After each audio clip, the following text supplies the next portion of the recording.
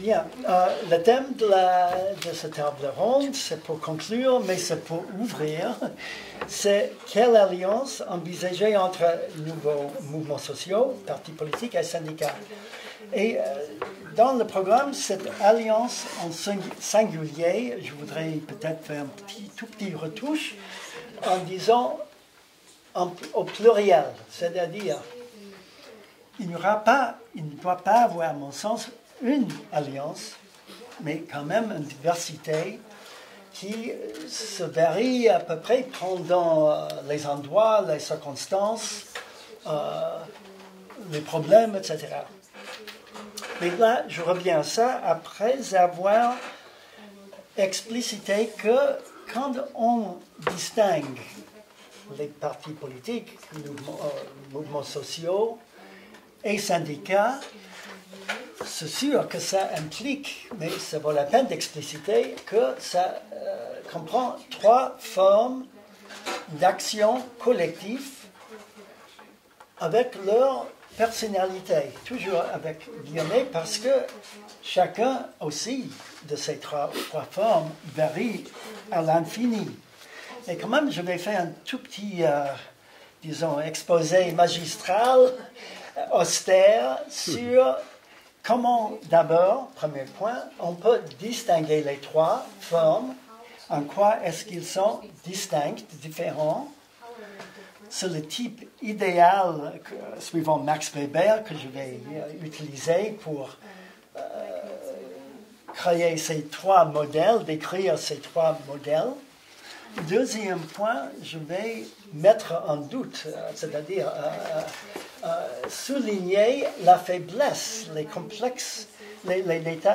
complexités de ce type d'analyse pour éviter de réifier, est-ce qu'on dit ça en français? D'accord, les 3, je reviens à ça bien sûr. Et puis enfin, dernier point, ma troisième point, sera après tout ça, de poser la question, de reposer la question, comment, dans quelles conditions, sur quelle base, est-ce qu'une alliance ou des alliances seraient fructueuses? Voilà l'agenda.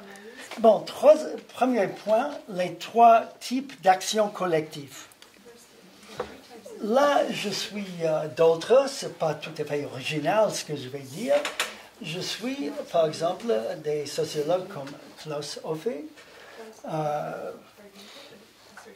Quand il a prétendu qu'on peut trouver un type typique d'action logique, dynamique, pour parler comme Francis Pedin a dit hier,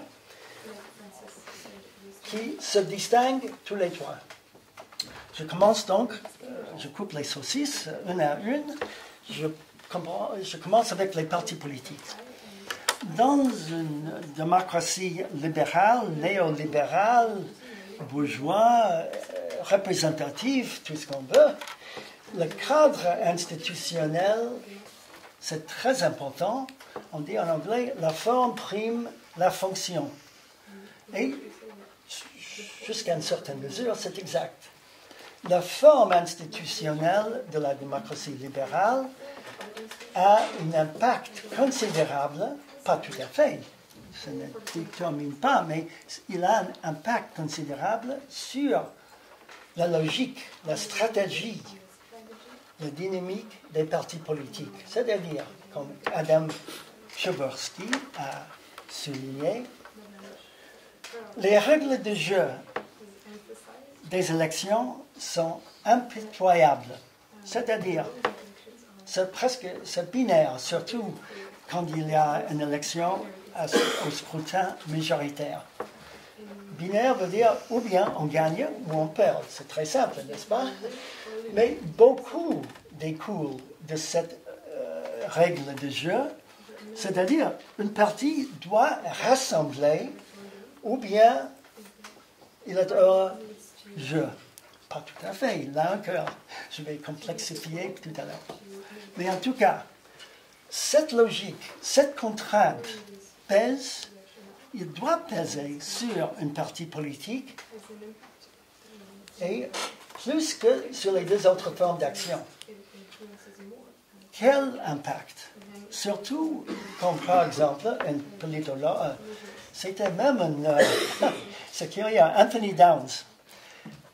Il était dans le real estate, qu'est-ce que c'est en français? Immobilier. Immobilier, c'est ça. C'est curieux, mais c'était un génie dans la science politique, économique. Anthony Downs a parlé de l'impact de cette règle de jeu sur les partis politiques. Il a dit, avec d'autres d'ailleurs, ça a un impact modérateur, conservateur, dans un sens centriste, je veux dire, pas archi-conservateur. Ça impulse les partis politiques de trouver le juste milieu, défini comment? Par ce qu'on a appelé après Downs, the median voter, l'électeur médian. Le type classique, le modèle de ça, c'est le courbe de l'opinion publique. Le median voter, c'est juste au milieu. C'est le type qui détermine le résultat électoral. Parce que c'est lui qui fait le 50% plus 0,001. Donc, les partis politiques cherchent à trouver cet électeur magique et ils adaptent le programme politique, leur stratégie, leur action et tout, en fonction de ce que ce électeur médian veut. Une anecdote familiale, ma belle-sœur habite Iowa. Iowa, c'est le median voter parfait. Iowa, parce que c'est au centre des États-Unis. C'est un État qui bouge. C'est l'État où le premier primaire, ou peut-être pas le tout premier, ça c'est New Hampshire, mais parmi les tout premiers primaires présidentielles ont lieu. Et ce n'est pas un accident que tous les candidats républicains éventuels se trouvent en ce moment, oui, c'est à peu près midi chez nous, à Iowa, se trouvent probablement à Des Moines. Parce que c'est là où le median voter ou le median État, ou l'État médian se trouve. L'impact, c'est très important, donc, idéologiquement, que cette règle de jeu impose des contraintes conservateurs, centristes. Ça veut dire aussi que le programme devient secondaire aux résultats électoraux espérés. On adapte le programme en fonction des chances électoraux. De ça a découlé, on peut faire une histoire un peu cyclique, historique, de tout, on peut dire sur le long terme que les partis politiques qui ont été créés pour être les partis de classe au début sont glissés bien souvent, c'est la tendance principale, vers les partis de masse, de classe, de masse, pour élégir, aux partis attrape-tout, catch-all, qui sont basés sur cet individualisme dont nous avons parlé beaucoup pendant ce colloque. Mais il y a aussi une quatrième étape, la crise des partis politiques et des partis de ce type-là, parce qu'ils sont... Qu'est-ce qu'ils représentent? Tout ce qu'on veut, ça veut dire presque rien. Et donc, les citoyens disent pourquoi je dois adhérer à un parti comme ça, même pourquoi je dois voter. Victor Wallace a parlé ce matin des abstentions. Ça explique en partie ça, parce que les partis cherchent tout, ils vendent leur savon, leur programme, et bien sûr, les électeurs sont dessus. Et donc, une réaction, c'est dépolitisation. Il y a d'autres, je reviens. Donc, l'importance d'un parti politique, c'est de gagner, et gagner quoi? Pas seulement les élections, de gagner dans ce qu'on dit, je déteste le mot, le marché politique. C'est-à-dire de prendre le pouvoir, pas tout, mais à une certaine mesure de pouvoir, à l'égard de l'État. Parce que sinon, là encore, on perd. Voilà pour l'instant. Deuxième forme d'action collective, c'est, dans une certaine mesure, à l'inverse, aux antipodes des partis politiques, c'est-à-dire les mouvements sociaux. Leur monnaie, si on peut dire, c'est pas de gagner les élections, ils s'en foutent des élections. Et même, bien souvent, ils s'en foutent des partis politiques. Et tout le système électoral, précisément parce qu'ils disent, mais vous voyez les résultats, ce que je viens de décrire. Nous voulons atteindre les buts difficiles. Pour ça, les élections ne servent pas à grand-chose. Il faut plutôt de bouger, de manifester, de défier, comme Francis Piven a dit hier. De faire tout ce qu'on veut, mais ce n'est pas les élections qui nous concernent. Donc, il peut rester en dehors des élections. Il peut être plus, disons, pur, si on veut, idéologiquement, mais il y a aussi un autre problème. Cette espèce de manifestation, d'action, reste sur des bases à peu près purement non matérielles, un dévouement, et ça ne peut pas durer très longtemps. Et en général, les mouvements sociaux ont une vie assez courte. Donc, ils sont forts dans une certaine mesure, ils communiquent, ils défient, ils éduquent, mais c'est comme le papillon qui va trop près de la lumière, voilà, il ne dure pas. Ça, c'est leur faiblesse. Donc, leur force, c'est qu'ils sont plus admirables, on peut dire, dans un certain sens, parce qu'ils restent fidèles à leurs idéaux. Troisième type de forme collective, et là, il faut dire, c'était presque oublié au début de l'organisation de notre colloque, grâce à Gérard Elzer qui a rectifié le tir. Les syndicats sont là, et ça, heureusement, parce que les syndicats, bien sûr, c'est une autre forme d'action. Comment un peu plus difficile à définir parce qu'ils sont ancrés dans un contexte institutionnel, le marché du travail, dans un système capitaliste, mais ils ne sont pas purement un produit de ça, ils prêtent, disons, des éléments. Là encore, l'analyse de Klaus Hoffig, c'est génial, je trouve, dans un essai célèbre, deux formes d'action collective. Ils tirent leur force de la solidarité, de la participation, des mouvements des adhérents. Pourquoi? C'est-à-dire, si les adhérents sont à peu près en permanence tentés de fuir le syndicat. Pourquoi? Parce que c'est risqué.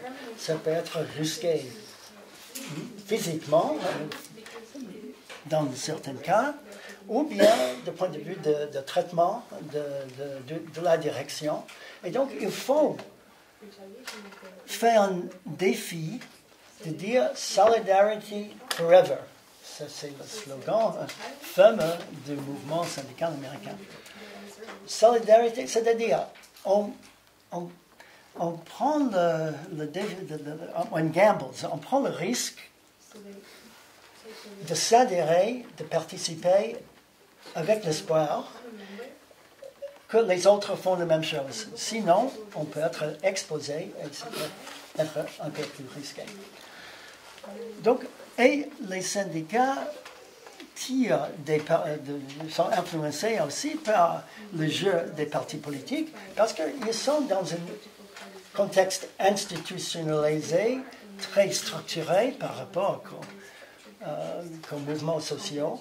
C'est-à-dire, là encore, le marché du travail, ou bien avec une réglementation assez fin, assez dure, ça peut arriver. Aujourd'hui, nous avons entendu la réglementation, Bernard Thibault a parlé de la réglementation américaine ou bien on a une majorité ou on est perdu.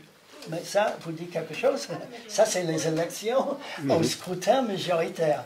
Sauf que pour avoir cette majorité, c'est très risqué aux États-Unis parce que jusqu'au moment qu'il y a un vote majoritaire, ceux qui organisent pour avoir un syndicat dans une boîte sont très exposés, très vulnérables, fragiles.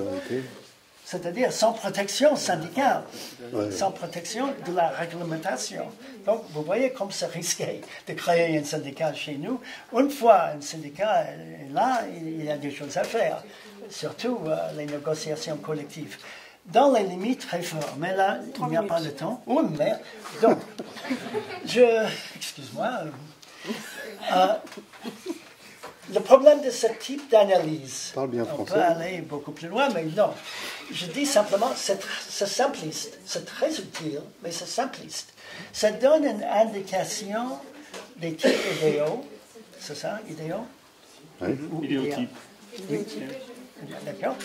Mais ça ne prend pas en compte beaucoup de choses. D'abord, réunification, comme j'ai dit tout à l'heure, il y a une variété énorme suivant les toits, à l'intérieur des toits. Deuxièmement, les frontières entre les toits sont floues. Par exemple, un analyste, activiste, militant et chercheur, Kim Moody, a parlé de social movement unionism. Là, je crois que c'est un concept tout à fait génial, important. En théorie et même dans les faits, nous avons ici quelqu'un qui est dedans, Madeleine Janice. C'est-à-dire un syndicat qui n'agit pas comme le type idéal parce qu'il regroupe sur une base plus grande. Sa stratégie, ses tactiques sont plutôt mouvementistes qu'un syndicat traditionnel, etc. Je passe. Donc, et ce type d'analyse ne prend pas en compte les dynamiques, les changements dans le temps, qui est très important. Historiquement, comme Serge Volkov serait le premier à dire. Donc, je viens en troisième partie, 2 minutes, je fais. 2 minutes. 2 minutes. Avec ce tableau très template, très sec, est-ce que ça nous donne quelque chose pour analyser le type d'alliance qui serait possible et souhaitable? Au début, je donne 3 types d'alliances possibles. Bernard Thibault a parlé un peu de ça aussi, mais pas avec les 3. Il a parlé de, si je me souviens, syndicat, parti. Mais moi, je dirais, il y a une alliance triangulaire où, quand ça fonctionne, alors, pour résultat, l'ensemble, c'est plus grand que les éléments constituants. The whole, en anglais, the whole is greater than the sum of the parts. C'est-à-dire, synergie, un bonus, un surplus d'énergie, d'action, d'efficacité. Moi, je dirais, c'est le type idéal et rare. On peut appeler ça, après Christian Junger, la tempête parfaite. Vous connaissez le livre peut-être, et le film. Tempête parfaite veut dire, mais dans un autre sens, une tempête d'une ampleur incroyablement grande quand les facteurs météorologiques se combinent pour créer une tempête une fois par siècle. Les tempêtes parfaites ne sont pas, heureusement, qu'une fois par siècle, mais il n'y en a pas beaucoup. Moi, je pense aux États-Unis, en France, le Front populaire, la libération en France, mai 68, question, interrogation, je ne crois pas. Et aux États-Unis, encore moins, peut-être le New Deal.